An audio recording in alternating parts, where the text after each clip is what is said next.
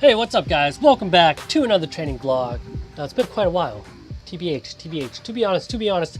And the reason for that is because I kind of took a break from lifting. Not a complete break, I never completely stopped working out, but I wasn't serious about it. I would just go to the gym here and there every few days, every few weeks or so, just to try to see where my strength is at, try to maintain, and just so that I wouldn't forget how to actually do these movements. But I feel like my head is in the right space now to hop back onto a program, to get serious about it again, to start making some progress, to reclaim back the gains that I've lost, and maybe even go beyond that. So that's why I'm starting up this new series. This is where I get serious. This is called Redemption, and this is week 1.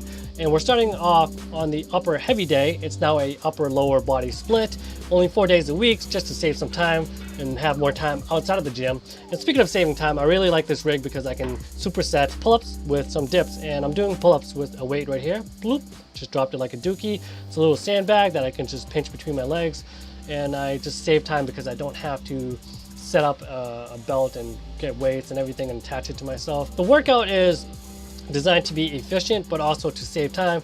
Speaking of efficient, biceps, the most efficient exercise that I've found so far are incline dumbbell curls, and I superset them with some dumbbell side lateral raises.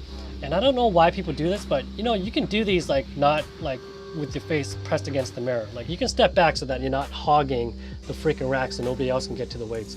Moving on to the lower day, 3 sets of 5 with 225 pounds. And my goal during this entire phase where I just was not serious about lifting was just don't let your squat fall below 225 pounds. And I think I managed to do that. It was easy enough that I decided to just pause the last one right there.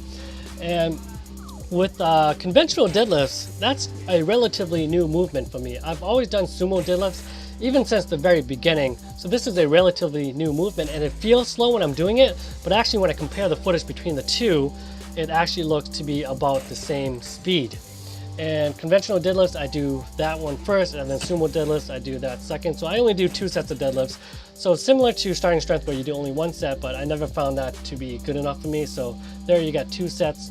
And instead of having a dedicated back day, I just put all my back work at the end of each workout. And moving on to the most important, most difficult exercise in the world, calf presses. These are killer, and this looks suspicious, this looks weird, but nothing is going on here. I promise you that. This is just the ab crunch machine. I really like this machine because it just keeps constant tension on the abs, and it's easy to set up and get going. And again, just to save time, I choose exercises that are easy to set up, except for the main exercises, the bench press, the overhead press. I always will stick with those barbell movements.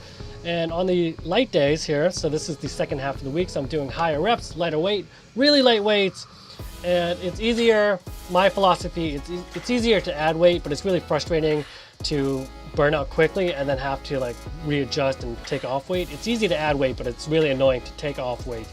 And in a way, even if the weight is light, a way to recruit the fast twitch muscle fibers is to move them quickly, move the weight quickly.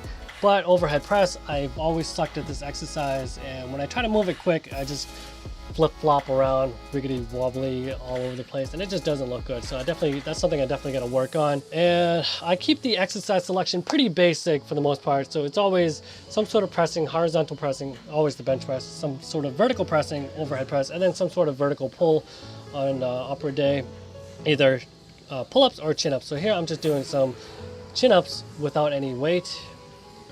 And I always like to pause the last one. And again, just to save time, superset it with some dips.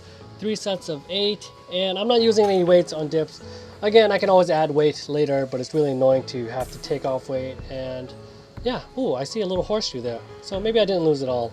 And then the exercise, the tricep exercise that I've found I didn't get to show this on the other upper day, but this is the only exercise that I feel, one, really is effective, and it really stretches the triceps and engages them.